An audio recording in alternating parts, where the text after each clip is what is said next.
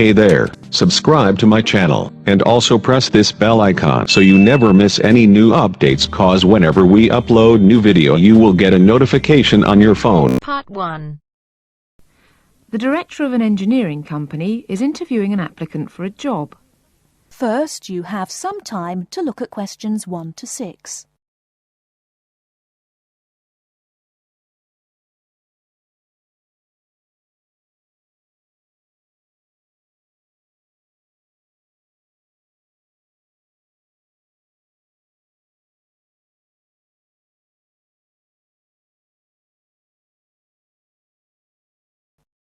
Now we shall begin.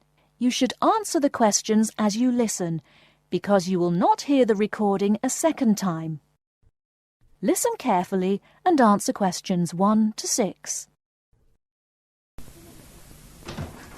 Good morning. It's Mr. Robinson, isn't it? Have a seat. Stephen Robinson. Yes.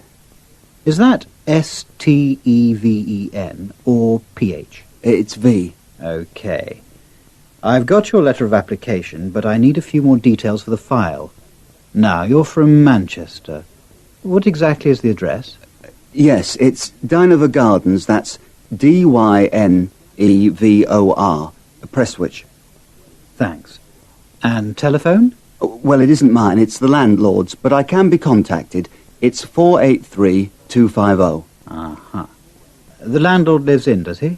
Well, he has the flat downstairs, and he's a friend of the family anyway. I see. Okay. According to your letter, I imagine you were born in, let me see, 1960? 61. Right. And the date? 12th of July. Thank you. And I believe you're married. No, I'm getting married, but not for a few months. Oh, sorry. Well, I mean, congratulations. Is it going to be in Manchester? Well, no, actually. My fiancée's from Wales, so we're getting married in her home village, near Bangor. Oh, how nice. Now, as you know, when you apply for a post with Williams Engineering, we need to find out a few things about both your academic background and more recent work experience, the latter being especially important in respect of this rather specialised position in the area of water management. First of all, A-levels. Yes, I've got 3. Geography, maths and physics. Geography, maths and physics. Okay. Before you hear the rest of the conversation, you have some time to look at questions 7 to 10.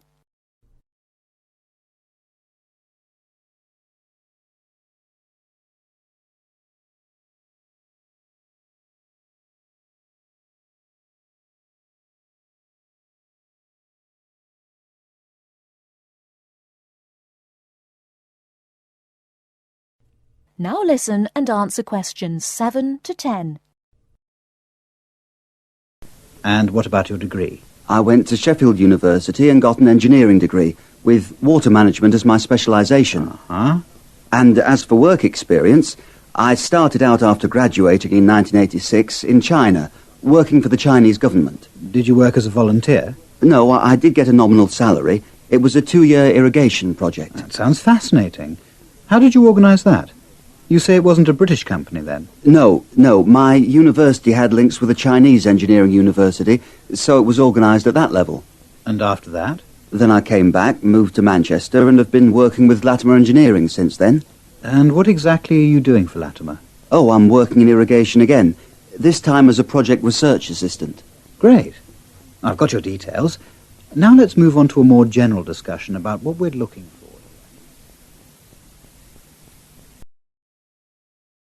That is the end of Part 1. You now have half a minute to check your answers.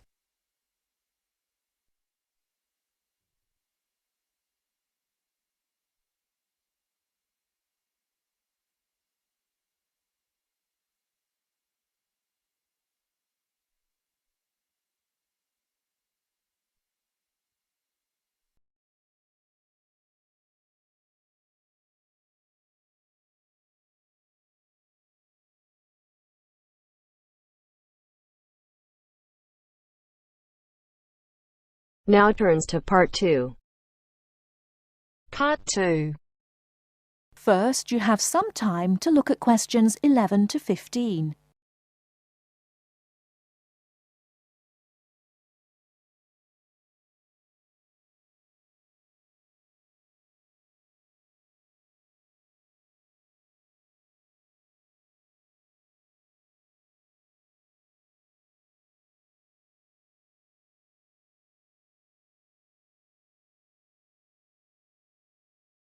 Now, listen carefully and answer questions 11 to 15. Starting at the beginning, you can see the on-off switch just beneath the two lights. Having turned the machine on, these lights now become very important. When the light on the left has gone out, you can begin making coffee, as it means the water is now hot enough. Next to that is the water level light. If this is illuminated, it means the machine does not have enough water. It is essential that you turn the machine off and add more water the moment this light comes on. Otherwise you could damage the heating element. Once you have checked that both the heater light and the water level light are off, make sure the filter holder, that's the part with the handle just under the control panel, is in place. Once you have your cups ready, it is time to press the coffee delivery switch. That's the button just above the filter holder beside the boiler meter. Remember to take a quick look at the meter as it tells you the exact temperature of the water. On both the left and right hand side of the machine, on the same level as the filter holder, you can see the steam pipes used for heating milk. These steam taps need to be cleaned regularly to avoid blocking. And finally, if you do spill any coffee, don't worry. Just make sure that the drainage pipe at the bottom of the machine is leading into a sink or a suitable waste container. As with the steam taps, the drainage pipe needs regular cleaning.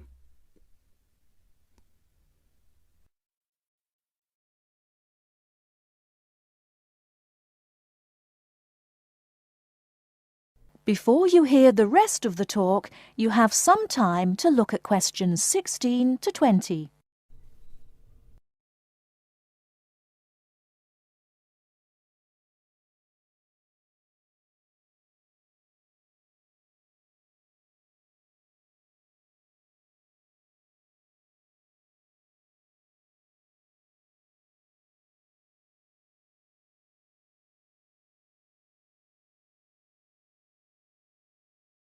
Now listen and answer questions 16 to 20. First and most importantly, I'll tell you where you should go from tomorrow for your lectures and classes. The Health Sciences building is on the west side of the campus, opposite the library, beside the History department. As you are probably aware, there are 6 modules to the course, which will take a year to complete. That's 2 modules each term. In the first module of this term, you will be looking at current laws with regard to health and safety in the workplace. Don't forget that as you progress through the course, you should be building your thesis. This will need to be completed by the end of the year. Coursework will also be credited to your final grade, but the most important part of the course is the thesis. Now, the final thing I want to tell you, and again you should know this, is that there will be a number of guest speakers throughout your course. They will come from a number of different medical backgrounds, but they will all be giving you their views on the relevance of health sciences in their occupations.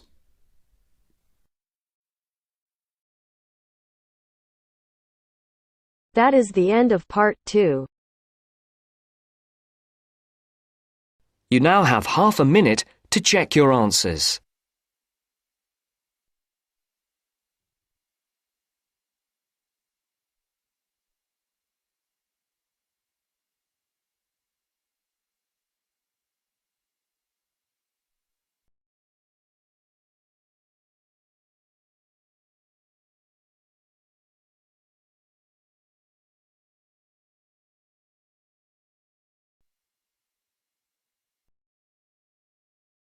Now turns to part 3. Part 3. You will hear 2 students discussing a project they have to do as part of a literature course on great books. First, you have some time to look at questions 21 to 25.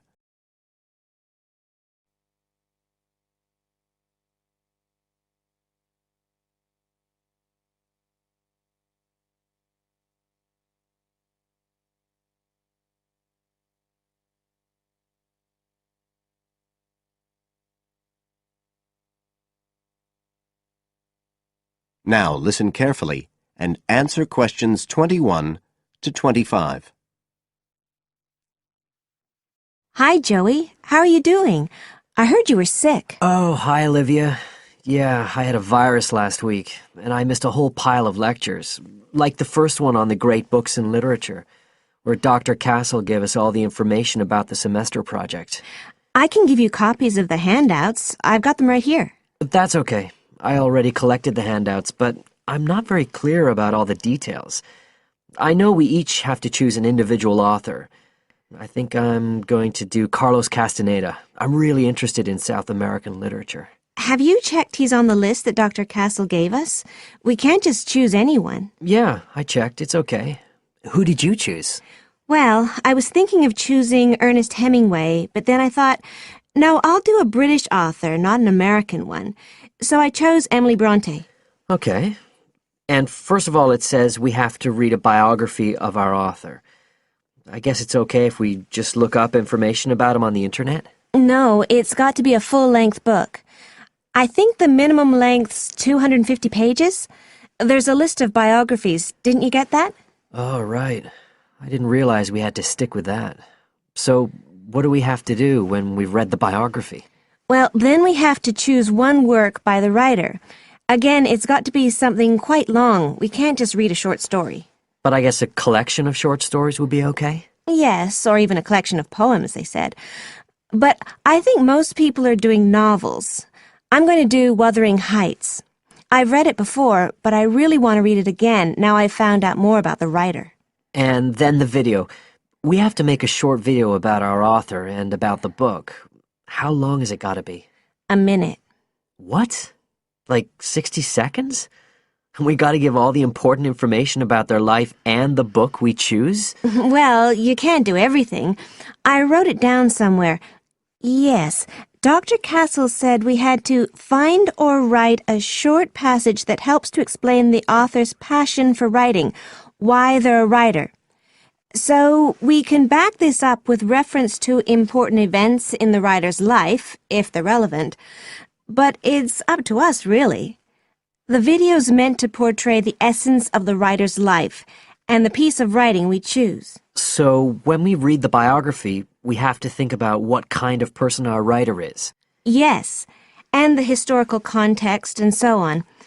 So for my writer, Emily Bronte, the biography gave a really strong impression of the place where she lived and the countryside around. Right.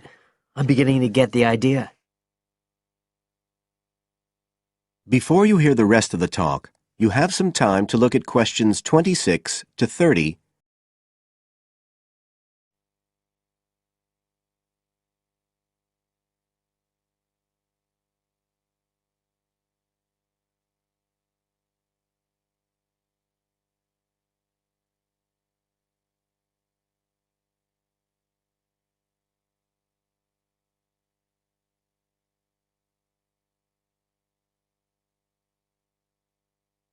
Now listen and answer questions 26 to 30.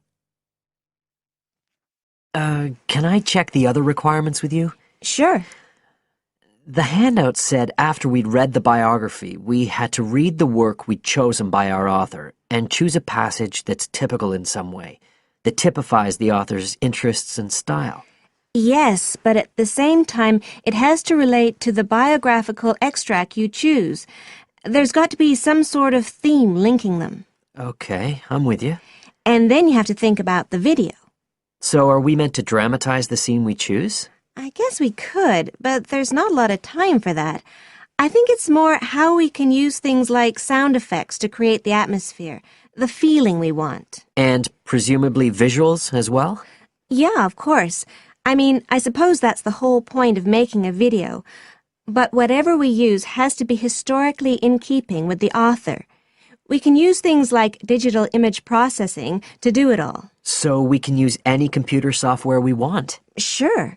And it's important that we use a range, not just one software program.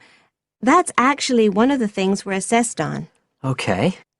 Oh, and something else that's apparently really important is to keep track of the materials we use and to acknowledge them. Including stuff we download off the internet, presumably? Yeah, so our video has to list all the material used with details of the source in a bibliography at the end. Okay. And you were talking about assessment of the project. Did they give us the criteria? I couldn't find anything on the handout. Sure. He gave us them in the lecture. Let's see, you get 25% just for getting all the components done. That's both sets of reading and the video. Then the second part is actually how successful we are at getting the essence of the work. They call that content, and that counts for 50%. Then the last 25% is on the video itself, the artistic and technical side. Great. Well, that sounds a lot of work, but a whole lot better than just handing in a paper. Thanks a lot, Olivia. You're welcome. That is the end of part 3. You now have half a minute to check your answers.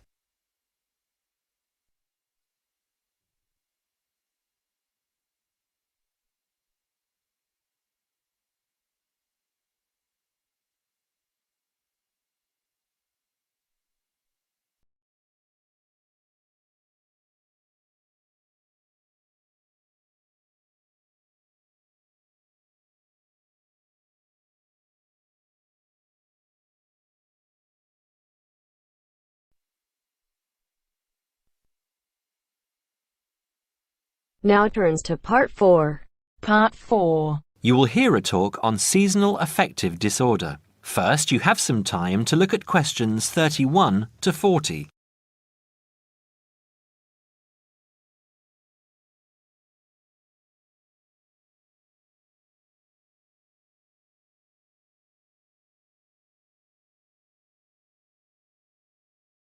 Now listen carefully and answer questions 31 to 40. In the past few years, a new condition has been identified and given a name, SAD, short for Seasonal Affective Disorder. This is now recognized as a distinct kind of clinical depression, where people become depressed at the onset of winter, accompanied by a craving for sweet things, causing weight gain. Each spring and summer would then bring on almost maniacal highs and feelings of boundless energy and happiness. Experiments to combat this depression showed that increased exposure to bright light in humans could suppress their production of a darkness-related hormone called melatonin. The light needed to induce this change was about 2,000 lux, or about 4 times brighter than ordinary household lighting. It was then calculated that if bright light could suppress melatonin secretion, then it might have other effects on the brain, including the reversal of symptoms of depression. While melatonin's precise role in SAD has not been pinned down, the theory led to effective treatment. Not surprisingly, SAD affects more people where winter nights are longer and days shorter. In the UK, an estimated 500,000 adults develop full-blown SAD in winter, and twice this number suffer the milder condition called subsyndromal SAD. About 80% of sufferers improve when given light therapy, and improvement usually comes within 2 to 4 days. Scientists are still unsure why winter depression happens, but more than a decade of research has turned up some surprising findings. Nearly 80% of SAD victims are women. Researchers are uncertain why this is so. SAD can affect people at any age, but typically it begins around the age of 20 and becomes less common between 40 and 50. SAD is comparatively rare in children and adolescents, but so far researchers have been unable to come up with a logical reason for this. As many as half of SAD sufferers have at least one family member with depressive illness, suggesting that the depression has a genetic component. Some patients experience shifts in their body clocks when they're depressed in winter. They are morning people at one time of the year and become evening people at another. What is the underlying difference between SAD sufferers and others? A clue can be found in carbohydrate craving, a common symptom. People often become obsessed with chocolate, for example. Carbohydrates alter brain chemistry by increasing the level of a soothing chemical called serotonin, a neurotransmitter that carries signals between brain cells. SAD sufferers crave carbohydrates because they may need serotonin to lift their mood. This craving can be intense, in fact, an addiction. It may be that the serotonin system of the brain has problems regulating itself during the winter. Some SAD sufferers respond well to the drug Prozac, thought to influence the brain's serotonin-using system. Other brain chemicals and hormones probably play a role in winter depression. Another neurotransmitter, dopamine, for example, may be inadequate in certain cases. Researchers hope to uncover clues to SAD's secret by probing similarities between SAD and hibernation. Though no valid link between the two has been established, some SAD patients say they feel like hibernating animals. SAD sufferers tend to put on fat in autumn and early winter, roughly the time when such hibernators as bears and squirrels do. That is the end of part 4. You now have half a minute to check your answers.